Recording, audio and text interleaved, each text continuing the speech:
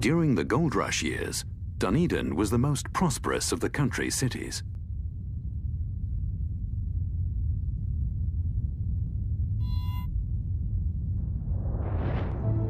Dunedin was established in 1848 by a lay association of the Free Church of Scotland, and the original planners were influenced by the layout of Edinburgh in Scotland. Today, Dunedin has New Zealand's highest number of Victorian and Edwardian buildings, reflecting the proud tradition of its early settlers.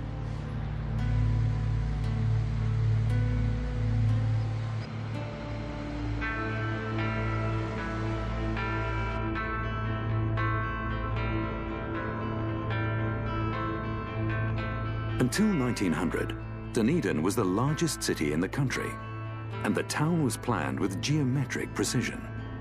The Octagon is an 8-sided plaza bisected by the city's main street to form the axis of Dunedin's central business district. Dunedin is a university town. Founded in 1869, Otago is New Zealand's oldest university.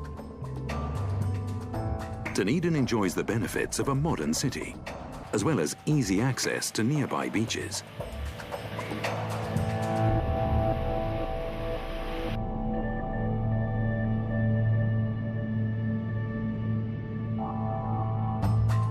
Nearby Port Chalmers is the primary port for the South Island region, handling a wide range of imports and exports.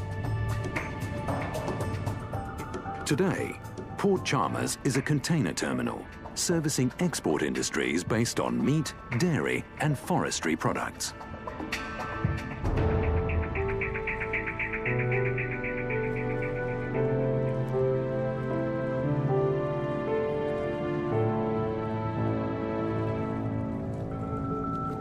Despite man's industry, the surrounding countryside and nearby ocean provides an unspoiled habitat to a range of species. The Northern Royal Albatross colony at Tairoa Head is located only 45 minutes from Dunedin, and like all wildlife on the Otago Peninsula, the colony is protected.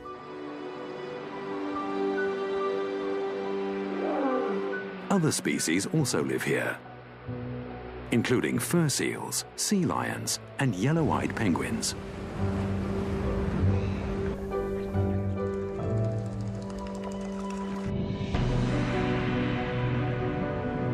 In 1861, the discovery of gold led to a rapid influx of prospectors, and by 1865, Dunedin was New Zealand's largest city.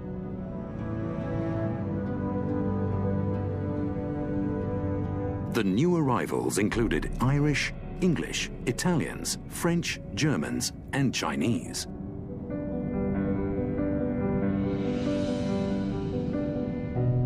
To get to the goldfields, they traveled on foot and by horse and cart across the Tairi Plain, creating a rough track that became known as the Dunstan Trail.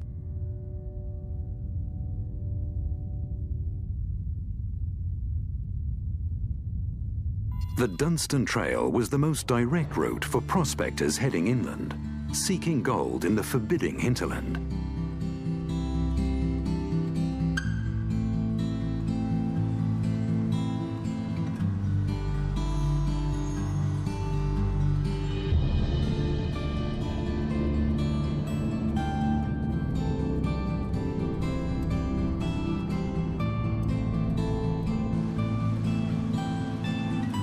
The Dunstan Trail is now primarily used for recreation. It crosses a cinematic landscape enjoyed by people like author Brian Turner. Getting over the top of the old Dunstan Road there, will they be up over 1,500 metres? Very exposed. But it's a spectacular route, always has been and still is today.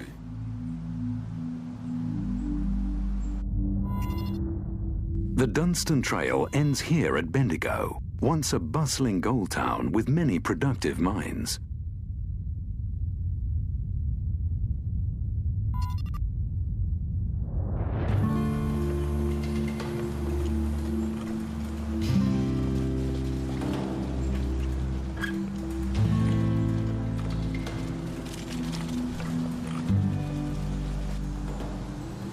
Alluvial gold was first discovered here in 1862.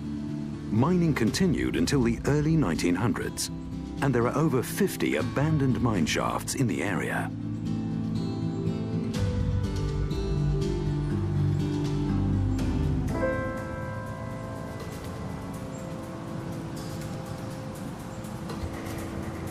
I could understand why they were off in pursuit of wealth.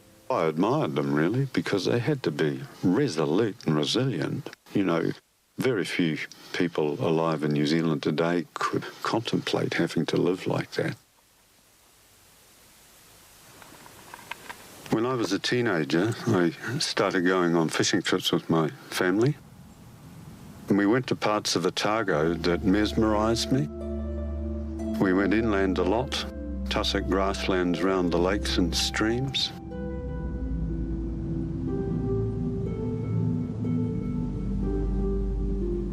I became quickly a lover of the wide open spaces. I found them liberating and always in me quelled anxiety rather than created it. Once in a while, you may come across a place where everything seems as close to perfection as you will ever need. I'm greatly interested in everywhere I go, but I've been entranced often by where I come from.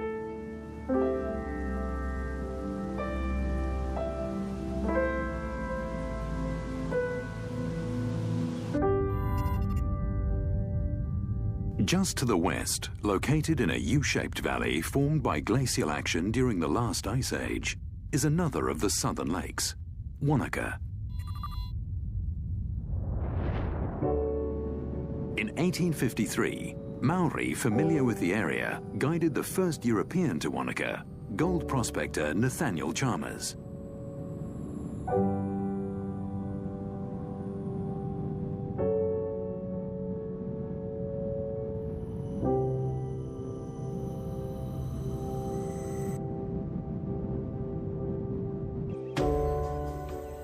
Today, Wanaka is enjoyed by thousands of visitors and has a growing permanent population. The nearby Southern Alps and Mount Aspiring National Park make it a magnet for outdoor lovers. As with the discovery of gold, the area is creating wealth from another buried resource. Glacial soils containing fine chalky dust and rich in mineral deposits help to produce great wine. At latitude 45 degrees south, Central Otago is the most southerly wine-producing region in the world, with a climate characterized by hot, dry summers, short, cool autumns, and cold winters.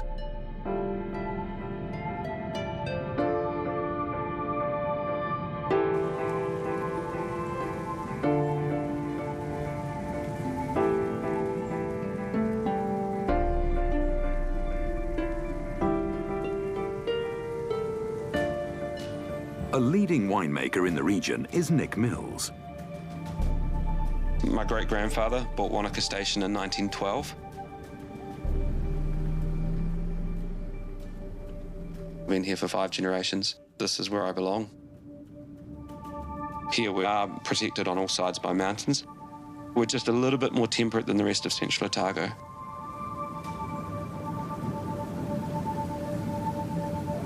Being next to a large thermal mass, the lake, it changes 2 degrees from summer to winter. So on a really, really cold night, that's going to warm things up a bit. On a really hot day, it's going to cool things down a bit. It was one of those pieces of land that was part of the New Zealand wastelands. It was very early European people. They were coming here to prospect for land, whether it was gold or fruit or farming or however they could render this land into something productive.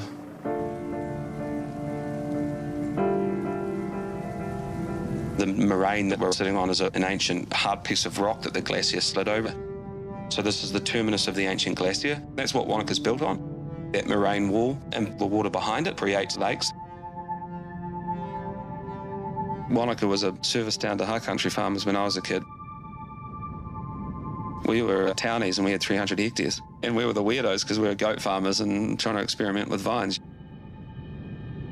Nick's grandfather and other pioneer winemakers of the region formed the Central Otago Wine Growers Association.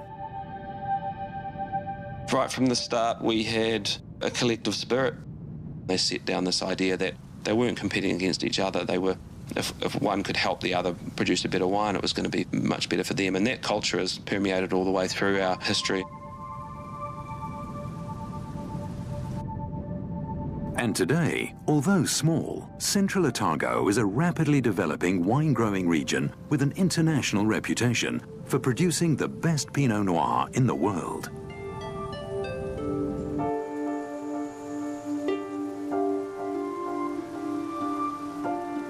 We have a region and a noble soil type and a climate to be able to produce very fine wines.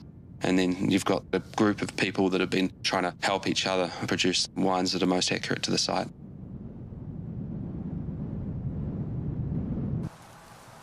Schist is a metamorphic rock.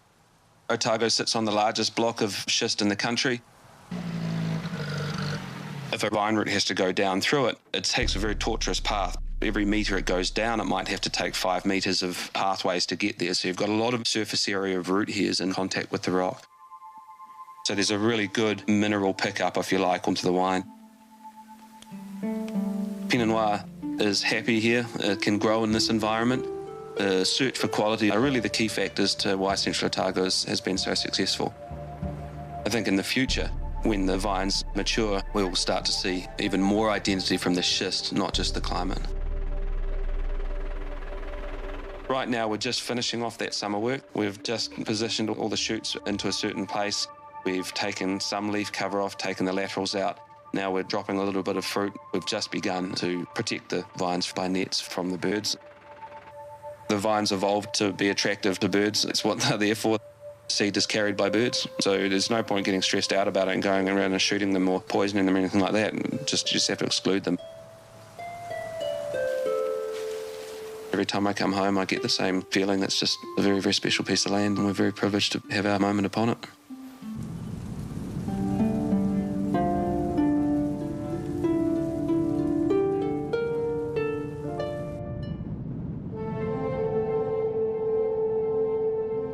Back in the Mackenzie Basin, Gavin and Trevor have ridden the air current swirling round the fringing mountains just west of Lake Tekapo and are halfway to their destination.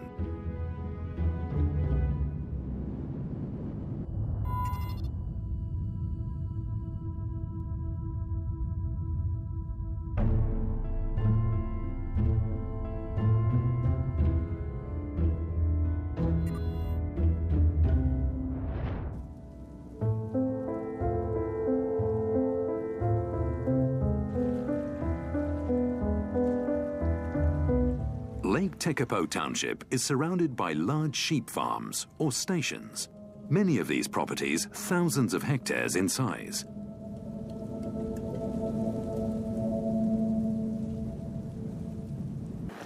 Once a year, sheep are brought down from the high tussock land, transported to Tekapo and sold.